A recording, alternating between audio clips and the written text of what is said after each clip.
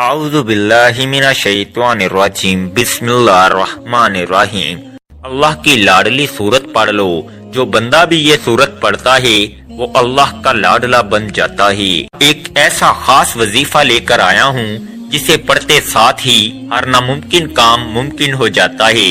یہ بے حد آزمودہ اور بے حد طاقتور عمل ہے۔ اس خاص وظیفے کو بتائے گئے طریقے سے پڑھا، نیا گھر مانگا، گاڑی مانگی، دولت شہرت جو بھی مانگا، رب کریم نے بیٹھے بیٹھے ہر حاجت کو پورا فرمایا۔ اس خاص عمل کو بتائے گئے طریقے سے پڑھ لو، آپ کی تمام نحوستیں پریشانیاں گھر سے باہر نکل جائیں گی۔ یقین نہیں آتا تو بے شک آزما لو۔ آج خاص موقع ہے، اگر کوئی چاہتا ہے کہ وہ اپنی ہر ناممکن حاجات کو پورا کرا لے، اگر آپ میں سے کوئی بے گھر ہے، کرائے کے مکان پر رہتا ہے، اپنا ذاتی مکان چاہتا ہے، یہ خاص وظیفہ پڑھ لے، انشاءاللہ رب کریم غیب سے ایسی مدد کا انتظام فرمائے گا کہ آپ کو اپنا ذاتی مکان مل جائے گا۔ اگر آپ سے کرائے کی ادائیگی نہیں ہوتی، یہ وظیفہ پڑھ کر دیکھیں، رب کریم سے اپنا گھر بھی مانگو گے تو غیب سے آپ کے لیے اسباب پیدا ہو جائیں گے۔ جوان بیٹیوں کے ماں باپ رشتوں کی وجہ سے پریشان ہیں، لوگ آتے ہیں دیکھ کر چلے جاتے ہیں۔ بہترین رشتوں کے لیے، معقول رشتوں کے لیے یہ وظیفہ بے حد آزمودہ ہے۔ ماں باپ اپنی بیٹی کے لیے بھی پڑھ سکتے ہیں، بیٹیاں خود بھی پڑھ سکتی ہیں۔ اس کے علاوہ جس گھر میں جوان بیٹے بے روزگار بیٹھے ہیں، روزگار ملتا نہیں یا دکان پر گاہک نہیں آتے، چلتا کاروبار بند ہو رہا ہے، آپ کے کام ہوتے ہوتے رہ جاتے ہیں، کامیابیاں ہاتھوں سے نکل جاتی ہیں، کسی بھی طرح کے مسائل ہیں، یہ موقع سال میں ایک بار آتا ہے، اور جو بندہ اس موقع کی قدر کر لیتا ہے، اس موقع سے رب کریم کو راضی کر لیتا ہے، یہ خاص وظیفہ پڑھ لیتا ہے، اللہ کو اللہ کے ناموں سے یاد کر لیتا ہے، تو بگڑے کام سنورنا شروع ہو جاتے ہیں، ناممکن کام ممکن ہونا شروع ہو جاتے ہیں، رکاوٹیں ہٹنا شروع ہو جاتی ہیں، بندشیں ٹوٹنا شروع ہو جاتی ہیں، گھر کے حالات بہتر ہونا شروع ہو جاتے ہیں۔ آج اگر کوئی بندہ کہتا ہے کہ میری دعائیں قبول نہیں ہوتی، میری حاجتیں پوری نہیں ہوتی، میری مشکلات پریشانیاں ختم ہونے کا نام نہیں لیتی، تو آج یہ وظیفہ ایک بار پڑھ کر دیکھیے گا۔ یہ وظیفہ سال میں ایک بار پڑھا جاتا ہے، اور جس گھر میں یہ وظیفہ پڑھ لیا جاتا ہے وہاں 7 نسلوں کے رزق کا انتظام ہو جاتا ہے۔ اس گھر کا بچہ بچہ اپنے اپنے نیک مقصدوں میں کامیاب ہو جاتا ہے۔ اس گھر سے تنگ دستیاں، غربت ہمیشہ کے لیے ختم ہو جاتی ہے۔ بندہ جس طرف قدم بڑھاتا ہے کامیابیاں مقدر ہو جاتی ہیں، جس چیز پر نظر ڈالتا ہے وہ آپ کی ہو جاتی ہے۔ یہ وظیفہ پڑھنے سے تقدیر کے بند تالے کھل جائیں گے، جس طرف قدم بڑھائیں کامیابیاں مقدر ہو جائیں، تو اس سے بڑھ کر اور کیا چاہتے ہو؟ تو آئیے ناظرین، اب ہم جان لیتے ہیں کہ آپ نے یہ عمل کرنا کس طریقے سے ہے۔ عمل کو ذرا دھیان سے ملاحظہ فرما لیں۔ آپ کو جب جہاں جیسے وقت مل جائے، باوضو مصلی پر بیٹھ کر سب سے پہلے نبی کریم صلی اللہ علیہ وآلہ وسلم کی ذات مبارکہ پر درود پاک پڑھنا ہے۔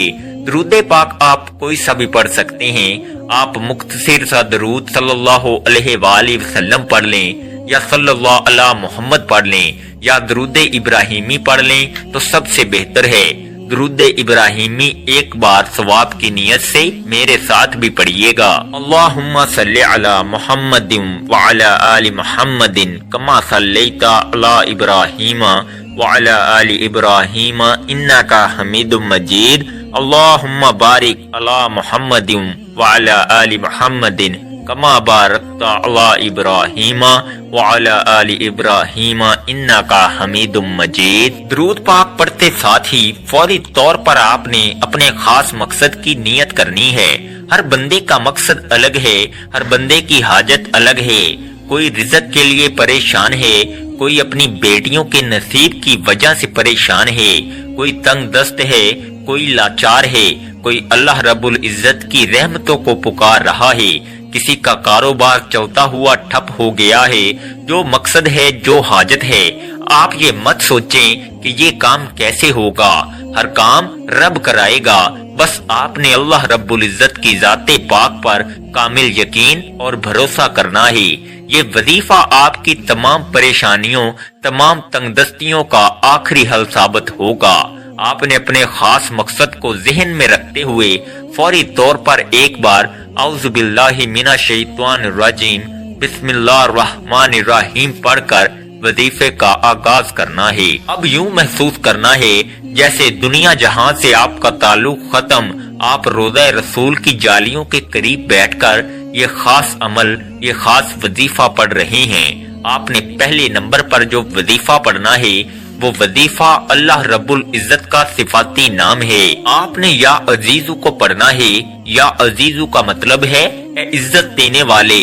آپ نے دیکھا ہوگا بہت سے لوگ عزت کے محتاج رہتے ہیں، ان کے پاس پیسہ تو بہت ہے، دولت شہرت سب کچھ ہے، لیکن عزت نہیں، لوگ ان کی عزت نہیں کرتے۔ تو آج یا عزیزو پڑھنے سے ہر بندہ آپ کی عزت کرے گا، احترام کی نظر سے دیکھے گا۔ آپ نے یا عزیزو کو کیسے پڑھنا ہے اور کتنی بار پڑھنا ہے توجہ کیجئے گا۔ یا عزیزو ایک بار ہو گیا، یا عزیزو 2 بار ہو گیا، یا عزیزو 3 بار ہو گیا۔ اس طرح سے آپ یا عزیزو کو ہاتھ کی انگلیوں پر پڑھ لیں یا تسبیح کے دانوں پر پڑھ لیں۔ آپ نے صرف 11 بار پڑھنا ہے۔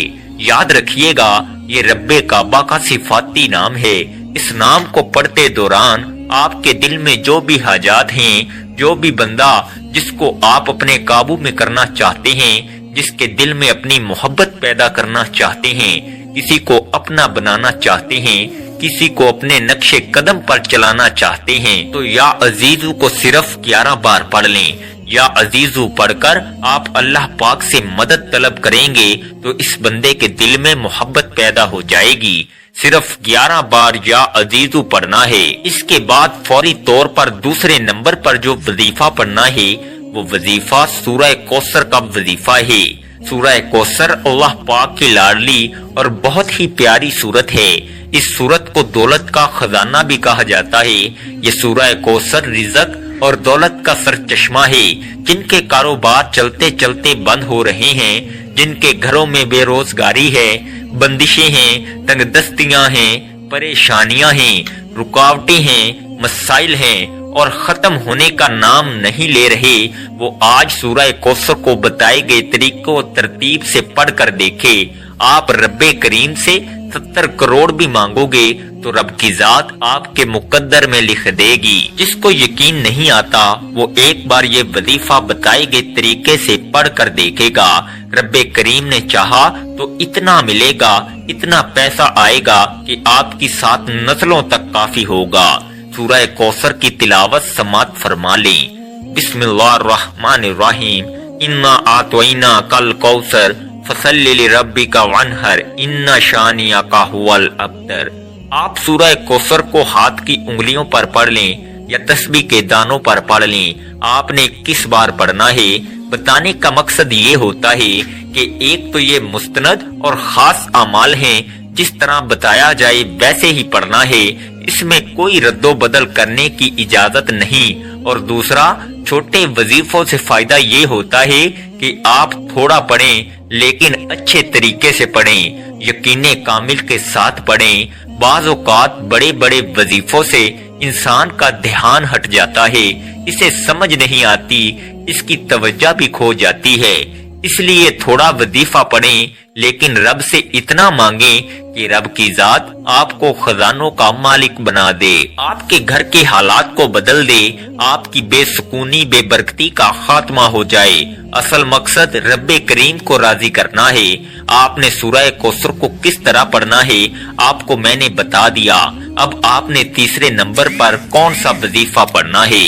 آپ نے آخر میں اللہ تعالیٰ کے صفاتی نام یا غنیوں یا مغنیوں کو پڑھنا ہے۔ یا غنیوں کا مطلب ہے اے غنی کر دینے والے۔